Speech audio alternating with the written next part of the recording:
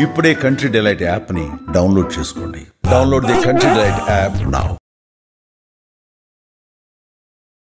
నమస్తే అండి సురేష్ బాబు గారు. కీర్తి గారు నమస్కారం అండి. అక్టోబర్ నెలలో కుంభరాశి వారికి ఎలా ఉంటుందో తెలుసుకుందామా? సో కుంభరాశి మనం చూసుకుంటే అక్టోబర్ మంత్ మన లాస్ట్ కపుల్ ఆఫ్ మంత్స్ చూసుకుంటే ఎలా ఉందంటే ఏలినాటి మూడో ఫేజ్ లోకి వచ్చేసి ప్రాబ్లమ్స్ స్లోగా తగ్గటం స్టార్ట్ అయిపోయింది. గురువు కూడా 5వ ఇంట్లో ఉండటం తోటి ఓవరాల్ గా ఒక ధన ప్రవాహం, కొత్త కొత్త ఆప్షన్స్ ఇవన్నీ రావడం స్టార్ట్ అయింది. అయితే లాస్ట్ మంత్ లో ఒక కపుల్ ఆఫ్ మంత్స్ నుంచి 45 డేస్ నుంచి శని వీళ్ళకి రెట్రోగేట్ రివర్స్ వెళ్ళిపోవడం తోటి పోతూ ఉన్న ప్రాబ్లమ్స్ మళ్ళా తిరిగి వీళ్ళకి నెత్తి మీద రావడం స్టార్ట్ అయింది. కొంచెం సఫోకేట్ ఫీల్ అయిపోయి ఎక్కువ కాల్స్ నాకు రావటం జరుగుతూ ఉంటుంది. కుంభరాశి వాళ్ళకి దృష్టిలో పెట్టుకొని చాలా రెమెడీస్ అవన్నీ కూడా మేము ప్లాన్ చేసుకొని కూర్చున్నామండి. వాళ్ళ కాల్స్ గురించి వెయిట్ చేస్తూ ఉన్నాం అనమాట. ఎందుకంటే వీళ్ళు ప్రాబ్లమ్స్, ఎలాంటి ప్రాబ్లమ్స్ ఫేస్ చేయకూడదు లైఫ్ లో అనేది ముఖ్య ఉద్దేశం. అయితే ఈ ధనిష్ట నక్షత్రం వీళ్ళకి ఇందులో నక్షత్రాలు కనుక చూసుకుంటే ధనిష్ట 3, 4 పాదాలు, శతభిషం 1, 2, 3, 4 పాదాలు, పూర్వభాద్ర 1, 2, 3 పాదాలంతా కుంభంలో ఉంటాయి.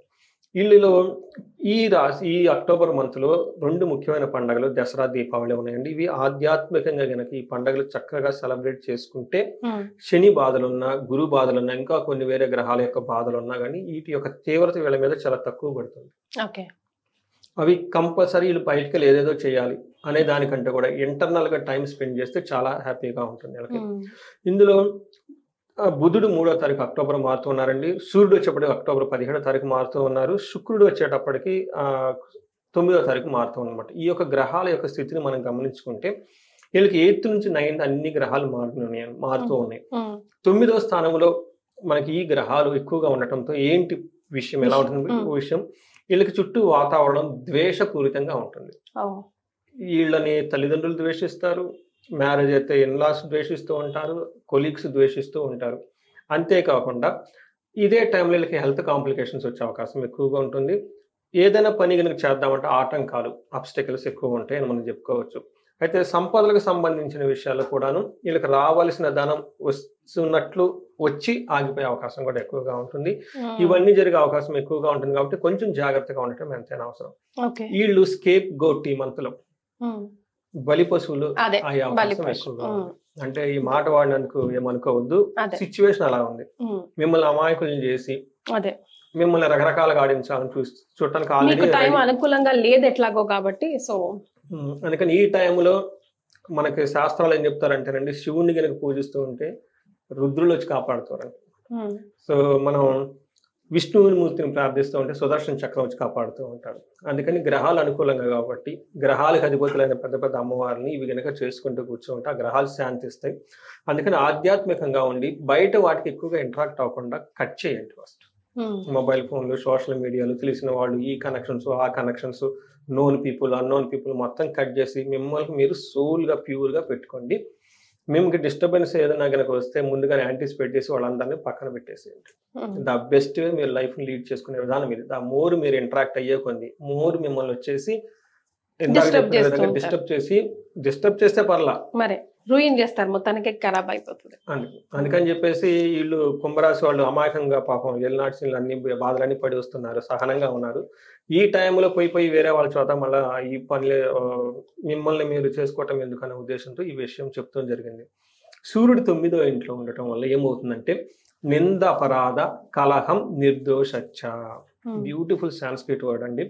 నింద, అపరాధం అంటే వీళ్ళ మీద అపరాధాలు లేకుండా నిందలు మోగుతారంట. తర్వాత కలహం, గొడవలు పెట్టుకుంటారంట. నిర్దోషి పాపం వీళ్ళు దోషం ఉన్నది. వీళ్ళలో దోషం లేకపోయినా కానీ పోయే వాళ్ళు వచ్చేసి వీళ్ళతో గొడవలు పెట్టుకొని వీళ్ళ మీద 100 రకాల నిందలేసి వెళ్తారు. గాలిన పోయే గంప నెత్తి మీద వేసుకున్నట్టు అన్నట్టు తెలంగాణలో కొంచెం జాగ్రత్తగా ఉండాలి. అలానే ధనక్షయం, డబ్బు విపరీతంగా ఖర్చు అయిపోతుంది. పుణ్య లాభార్థ నాశాచ అని చెప్తాంట. అంటే మంచి ఉద్దేశంతో ఏదో ఒక పని చేయాలని కనుక పోతే ఆ పని కాదు, ఆ పని కాకటం పోతే మీ మీద రకరకాల విచారాలు, గొడవలు పడే అవకాశం ఉంటుంది. అందుకని ఈ టైంలో చాలా జాగ్రత్తగా ఉండాలి. బట్ ఓవరాల్ గా ఇలా చుట్టూ మంచి జరుగుతుంది, అంటే అవుట్కమ్ వచ్చేటప్పటికి మంచిగా ఉంటుంది అని మనం చెప్తూ ఉంటారు. అదేవిధంగా కుజుడు అగైన్ 9th హౌస్ లో ఉండటంతో ఇది కూడా ఒక మంచి పొజిషన్ కాదు. కుజుడు చాలా ఇక్కడ అంత మంచి చేయడం అనమాట. ఏం చెప్తారంటే ఆశనాచ, ధనశూన్యం, శోషణం, దేహపెడనం, స్థాన నాశనం, విరోధచ్చ. విరోధులు వచ్చేసి వీళ్ళ స్థానాన్ని ఏదైతే పొజిషన్ ఉంటుందో దాన్ని కూలగొట్టాలని ట్రై చేస్తూ ఉంటారు. అందుకని చాలా జాగ్రత్తగా ఉండటం. తర్వాత అన్న వస్త్రాలు కూడాను కొన్నిసార్లు ఇబ్బందులు పడే అవకాశం ఎక్కువగా ఉంటుంది. ప్రయాణాలు చేస్తే కలిసి రాదు. స్థాన భ్రష్టత్వం, ఉన్న పొజిషన్ పోయే అవకాశం ఎక్కువగా ఉంటుంది. విపరీతంగా ఖర్చులయ్యే అవకాశం ఎక్కువగా ఉంటుంది. ఎనిమీస్, మీ మీద ఎన్ని రకాలు వాళ్ళ చేతిలోనే ఎన్ని రకాల ఎనిమీలు, అన్ని రకాల వెపన్లు తీసుకొని రెడీగా ఉన్నారు కాబట్టి బీ కేర్ఫుల్. అందరినీ కట్ చేసి పక్కన పెట్టండి. మీ మానాన్ని మీరు ఉండండి. ద బెస్ట్ వే కుంభరాశి వాళ్ళకి చేయాల్సిన పని ఇది. సో ఎంత లో ప్రొఫైల్ మెయింటైన్ చేస్తే అంత మంచిది.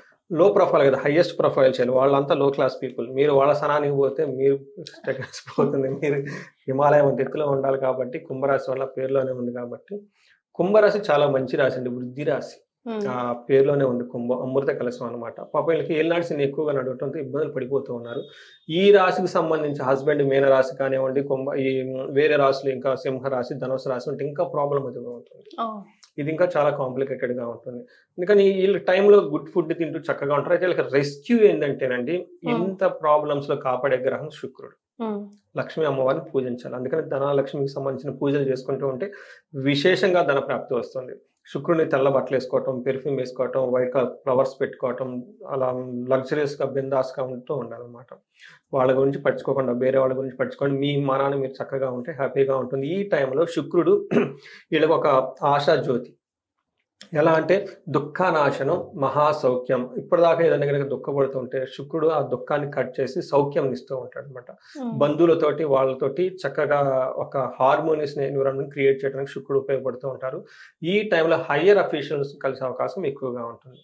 సో రాజదర్శనం ఆప్తి. వీళ్ళు ఏంటంటేనండి, లో లెవెల్ లో ఉన్న కానీ లో లెవెల్ పీపుల్ వస్తుంటారు. ఒక్కసారి మన కాన్షియస్ హైయర్ లెవెల్కి వెళ్ళిపోయాం అనుకోండి, లోవర్ ఉంటారు, మన పైకి వెళ్ళిపోతాం, జంప్ చేసి వెళ్ళిపోవాలన్నమాట. అందుకని అలాంటి వాళ్ళు ముందుగా కట్ చేసి పక్కన పెట్టేసుకుంటే వేస్ట్ అంతా మంచి ఆటోమేటిక్ వచ్చేస్తుంది. కీర్తి అన్ని విధాలా బాగుంటుంది.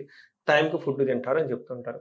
అంటే ఒక 30%, 40% చాలా పాజిటివ్గా ఉంది. బట్ 60-70% అగ్నెస్ట్గా ఉన్నది గమనించుకొని చాలా వాటికి అన్వాంటెడ్ థింగ్స్ అన్ని కట్ చేసుకొని ఎక్కడెక్కడ బాగుందో, మీ ఎనర్జీ మీరు ఎవరితో ఉంటే బాగుంటుందో, ఏం చేస్తే బాగుంటుందో ఆలోచించుకొని టైం ఈ పుణ్య మాసంలో సద్వినియోగం చేసుకోవాలని చెప్పేసి ఒక సూచన. రైట్. సో నక్షత్రాల ప్రకారం ఎలా ఉందండి కుంభరాశి వారికి? ధనిష్ట, శతభిషం, పూర్వభాద్ర 3 నక్షత్రాలు ఇందులో ఉంటాయి. ధనిష్ట నక్షత్రం వాళ్ళకి అతిగా భయపడే అవకాశం ఎక్కువగా ఉంటుంది.